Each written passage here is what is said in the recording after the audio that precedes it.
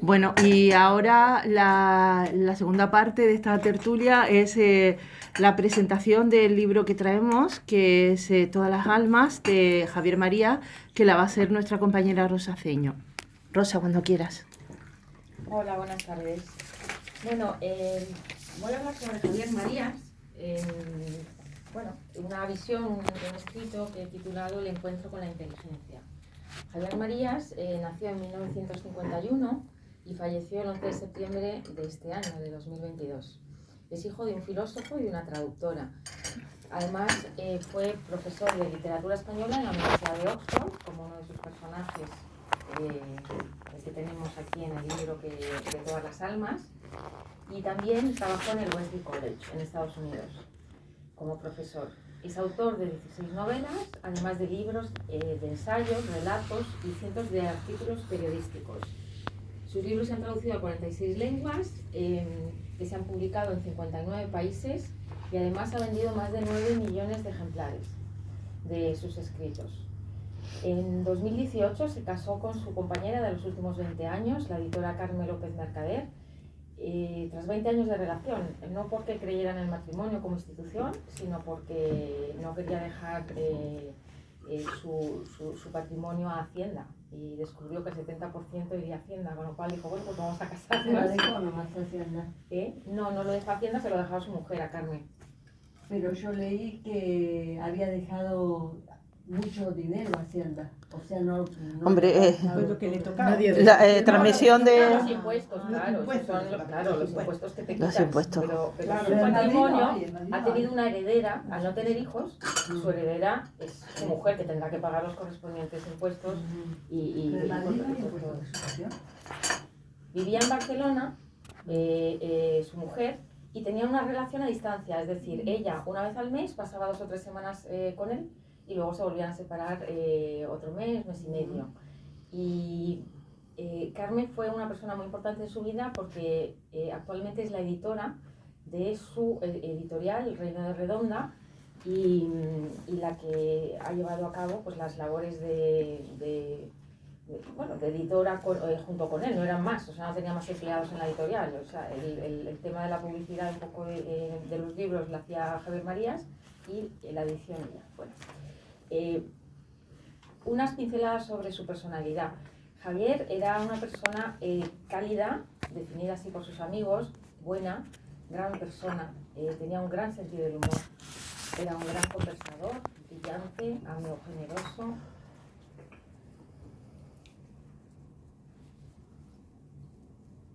Ingenuo, tenía ese toque infantil que cuenta siempre Arturo Pérez Reverte, que le transformó en un lector incansable. No había libro que no cayera en sus manos, que no saliera hacia adelante y de que sacara muchas anécdotas y conclusiones. Era sagaz, un ávido lector de poesía, que no todo el mundo lee poesía. Era traductor y además miembro de la RAE. Me gustaría añadir aquí que él rechazó la primera petición que le hizo la RAE de unirse, porque consideró que estando su padre en la RAE, él no tenía derecho a hacerlo. Además rechazó el Premio Nacional de Narrativa de 2012.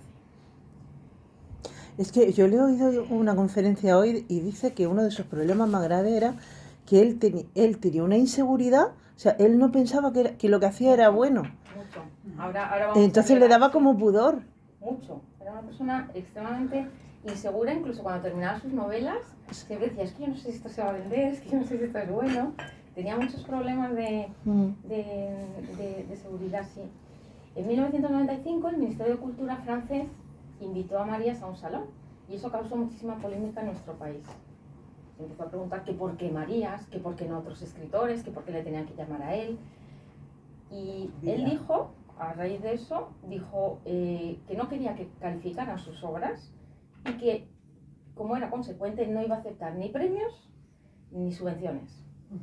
Dijo que no estaba para ser medalla de nadie, y añadió también que si sus maestros, que eran Juan Benet y García Hortelano, y también su padre, Julián Marías, no habían recibido ningún premio oficial, pues no entendía cómo lo podía merecer él.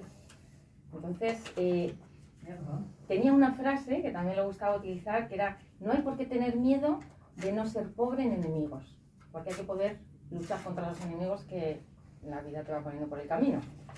Era inseguro y además era amigo de lo excelso. Yo creo que esa perfección que buscaba siempre era lo que le hacía estar inseguro. Porque cuando una persona es muy perfeccionista y quiere hacerlo todo muy bien, es muy fácil ser inseguro, porque no acabas de lograr lo que es la perfección, ¿no? Aceptó, eso sí, premios extranjeros y no hubiera dicho que no al Nobel. Era el premio que él anhelaba, ¿no? Y todos pensábamos que le iban a dar.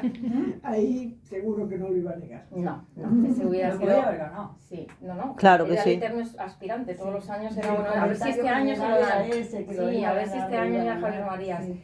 Admiraba la literatura extranjera, además de la española, y sobre todo a Shakespeare, a Proust, a Conrad, a Stevenson, a Henry James, Nabokov, Dickens y Esther. Y voy a hablar del Reino de Redonda, que aparece también en la novela, para los que no estén muy puestos en el Reino de Redonda puedan entender algo más de este reino que un escritor llamado Gansworth, que también aparece en la novela, heredó del escritor Schill. Schill era hijo del monarca de la isla, del señor que había comprado una pequeña isla entre Montserrat y otra isla del Caribe. Antigua, entre Montserrat y Antigua, gracias. Y esta isla antillana se convirtió pues, en la sede de una serie de títulos que se concedieron a escritores, se concedieron ducados a escritores como Machen, Henry Miller, Lawrence Durrell, en esa época, ¿no? Posteriormente, Gansworth le cedió el título y los derechos de toda su obra y la de Schill a John Wynne Tyson, quien abdicó de su trono en la década de los 90 tras leer Todas las almas, este libro que estamos leyendo, donde Gansworth es uno de los personajes. Y le otorgó el trono y los derechos de obra de Schill y de Gansworth a Javier Marías. Y de ahí Javier Marías se coronó como el rey de Redonda, Xavier I. Y como Xavier I, y con el lema de ríes y sabes, porque él era muy divertido, era un hombre muy, muy divertido, con un sentido de humor excepcional y con mucho conocimiento. Nada más que ver su biblioteca, si habéis visto alguna vez su casa. Sí. Y empezó a seleccionar a sus cortesanos. Entre su corte hay un seleccionador de fútbol, hay ciudadanos honoríficos del reino, está el canciller del sello real y, como no, el duque de Corso, que es su gran amigo Pere Reverte. Claro. Y también el duque de Malmundo, que es uno de los más queridos de los participantes.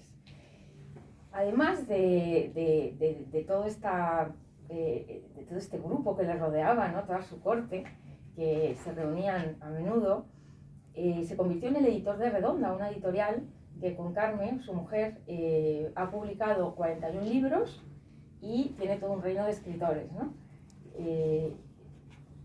Y en todos estos libros, en muchos de ellos, se ve esa clara afición por los fantasmas que nos remite al mundo anglosajón.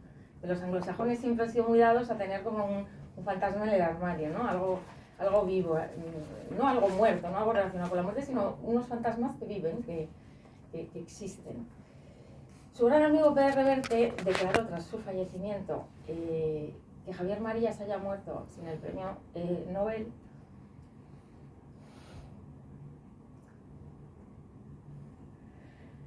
es algo que le quita mucha categoría al premio. Exagerado, ¿no? No, pues es verdad. Sí, pero no, es exagerado decir eso. Perdón. A ver, con la gente a la que se lo han dado últimamente, ¿por qué no se lo han dado a Javier María? Hombre, y cuando se lo dieron a Dylan, ¿qué Es les una pareció? pérdida. No, pues por favor. Es una pérdida que un libro de Javier Marías no esté. Bueno, Aunque sea así, pero que hagan un apartado especial. Bueno, esto para tiene eso. una tertulia aparte. Sí, ya para Vamos. terminar, dos frases que me han gustado mucho. Basta con la facultad de la memoria para que alguien siga siendo el mismo, en diferentes tiempos y en diferentes espacios. Es decir, que podemos leer a Marías en cualquier sitio. Y que la literatura, según él, es una forma de pensamiento. Le dejo la palabra a Blanca, que tiene también sus comentarios ya sobre lo que es la novela. Sí, ¿vamos a empezar ya la tertulia, Blanca? Sí, pues sí, aunque la empieces tú. Un momentito que la va a grabar Marité, ¿vale? Un momentito.